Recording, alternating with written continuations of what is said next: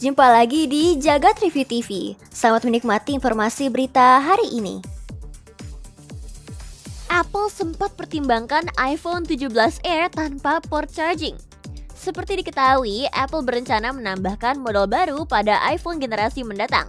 Perangkat tersebut adalah iPhone 17 Air yang akan memiliki desain sangat tipis. Namun, Apple ternyata punya rencana yang cukup radikal untuk membuat perangkat itu jadi jauh lebih tipis, yakni dengan menghilangkan port charging. Fakta ini diungkapkan oleh Mark Gurman yang mengatakan bahwa awalnya Apple mendesain iPhone 17 Air tanpa port pengisian daya untuk membuat perangkat lebih tipis tanpa mengorbankan daya tahan baterai. Sayangnya, Apple tak jadi menerapkannya menyusul aturan Uni Eropa yang mengharuskan mereka untuk mendukung USB-C. Meski begitu, rencana tersebut tampaknya tidak sepenuhnya dibatalkan, lantaran Apple dikatakan masih mempertahankan konsep tersebut untuk smartphone yang akan datang. Jika port pengisian daya dihilangkan, bagaimana cara mengisi daya? Tentu saja Apple bakal mengandalkan wireless charging. Sementara transfer data juga nantinya hanya bisa melalui cloud. Terlepas dari itu, iPhone 17 Air sendiri dikabarkan bakal meluncur pada September mendatang, bareng jajaran iPhone 17 lainnya. Sekarang, kamu bisa pakai ChatGPT sebagai asisten digital default di Android. Kamu bisa atur ChatGPT jadi asisten default di menu settings Android menggantikan Gemini. Kalau udah diaktifin, ada beberapa cara buat manggilnya. Bisa dengan tekan lama tombol home, gesek dari sudut bawah layar, atau tekan lama tombol power.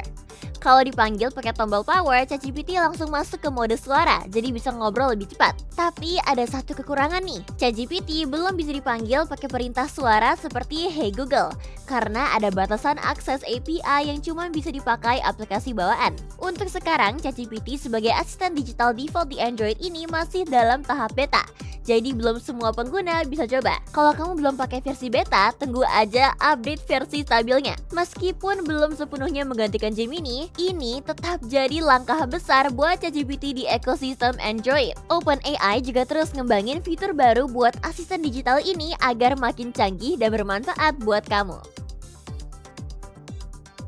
Galaxy Store tawarkan pendapatan 80-20% buat developer.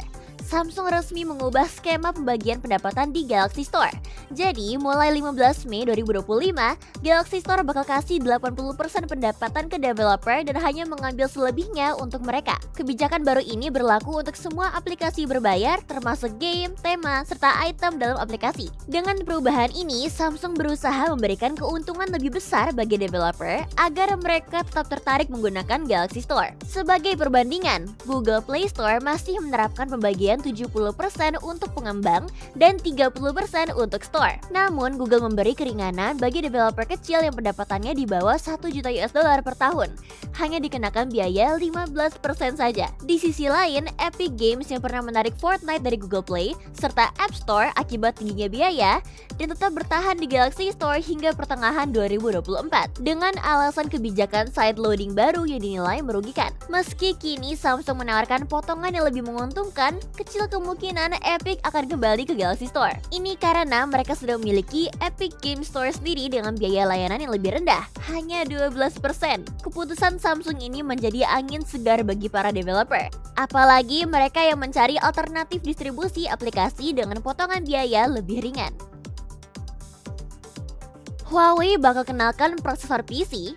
Menurut bocoran terbaru, Huawei lagi ngembangin prosesor PC buatannya sendiri buat bersaing sama Apple M3. Prosesor ini disebut jadi bagian dari seri Kirin dan punya spesifikasi setara dengan Intel Core Ultra. Rencananya, prosesor ini bakal dipakai di PC desktop dan laptop, dan pakai rangkaian instruksi generik seperti ARM, mirip dengan seri Apple M. Tapi, beda sama Apple M4, prosesor Huawei ini kemungkinan masih pakai node 5 nanometer atau bahkan 7 nanometer buat generasi pertamanya. Tapi jangan salah, meskipun pakai teknologi fabrikasi yang sedikit lebih lama, prosesor ini disebut tetap bisa bersaing langsung dengan Apple M3.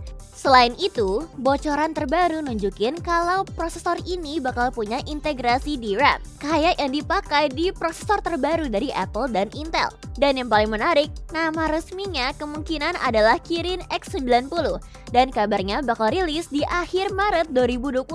Bakal jadi game changer di dunia prosesor PC nggak nih? Kita lihat nanti. Infinix kembangkan tablet gaming seri XPad GT. Infinix dikabarkan akan turun terjun ke dalam segmen tablet gaming dengan kehadiran tablet gaming XPad GT. Hal ini diperkuat dengan terdapatnya database yang menunjukkan model tablet Infinix XPad GT dengan spesifikasi yang memang ditujukan untuk para gamer. Database ini ditemukan oleh user RaihanHan121DX yang menemukan model XPad GT pada situs Calcare Service, yang merupakan layanan purna jual resmi untuk produk milik Tecno, termasuk Infinix, Itel, Oraimo, dan Cynix. Dalam situs tersebut, pihaknya menemukan terdapat model XPad GT berkode X1301 dengan varian 8GB 236GB. Walau sayangnya belum ada detail lain yang bisa diungkapkan untuk saat ini. Sebelumnya, Infinix pernah merilis tablet XPad yang memiliki ukuran 11 inci IPS LCD dengan resolusi FHD+ dan refresh rate 90Hz. Untuk XPad GT ini diharapkan spesifikasi yang dimilikinya akan lebih tinggi dan lebih baik untuk pengalaman gaming lebih mulus. Kita tunggu saja kabar selanjutnya soal tablet gaming Infinix tersebut. Sony perkenalkan teknologi layar RGB LED. Sony baru saja memperkenalkan teknologi layar terbarunya, yaitu RGB LED, yang disebut mampu menyaingi atau bahkan melampaui kualitas OLED. Teknologi ini sendiri merupakan gabungan dari pemrosesan sinyal eksklusif kontrol LED RGB individual dan backlight dengan kepadatan tinggi untuk menghasilkan gambar yang lebih tajam dan akurat. Berbeda dengan OLED standar, layar ini menggunakan LED merah, hijau, dan biru yang dapat beroperasi secara terpisah. Hasilnya, warna yang dihasilkan diklaim jadi lebih kaya dan akurat. Ditambah lagi, gradasi cahayanya yang lebih halus membuat tampilan film terlihat lebih hidup. Dari spesifikasi, layar ini disebut memiliki gamut di 99% DCI-P3 dan 90% ITU-RBT.2020 serta peak brightness lebih dari 4000 nits. Kontrol blacklight-nya juga diklaim lebih presisi agar dapat mengatasi masalah umum di OLED seperti warna yang kurang pas atau hitam yang gak cukup dalam. Sony pun gak sendirian dalam mengembangkan teknologi ini. Ia bekerja sama dengan MediaTek, ROHM, dan Sanan Optoelectronics untuk membuat teknologi ini menjadi nyata. Jika semua lancar, teknologi ini bakal mulai diproduksi massal tahun ini loh. Casio G-Shock edisi terbatas One OK Rock.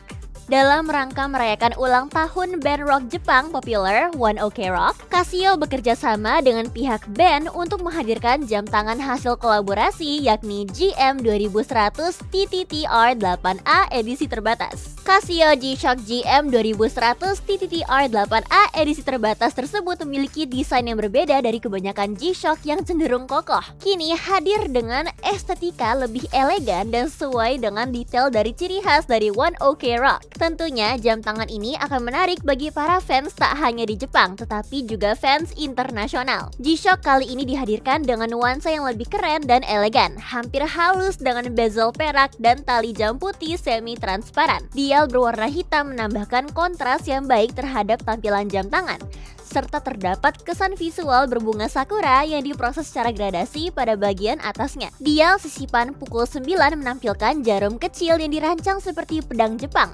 sementara bezel depan menampilkan ukiran angka Romawi. Jam tangan ini didesain oleh seniman asal Swedia, Emil, yang juga merupakan rekanan dari anggota band rock ini. Edisi G-Shock X1 OK Rock dihargai 44.000 yen dan akan mulai dijual di Jepang pada 10 April mendatang. Samsung umumkan tanggal rilis versi stabil One UI 7.0. Setelah sempat ditunda, Samsung akhirnya resmi mengumumkan tanggal rilis versi stabil dari One UI 7.0 untuk flagship generasi lama seperti Galaxy S24 series. Update tersebut bakal mulai digulirkan ke pengguna secara umum mulai 7 April 2025 mendatang.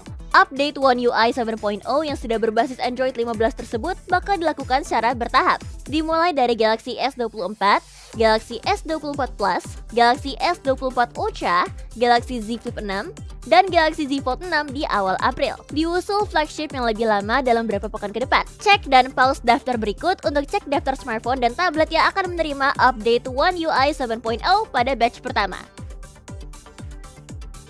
Sedangkan pada update One UI 7.0 sendiri, Samsung mengklaim membangun ulang antarmuka tersebut agar optimal untuk AI. Beberapa perubahan tersebut diantaranya tampilan home screen yang lebih simpel, animasi dan transisi yang lebih halus, desain ulang widget, serta hadirnya Now Bar. Sementara itu, Samsung juga menghadirkan fitur-fitur AI baru pada One UI 7.0.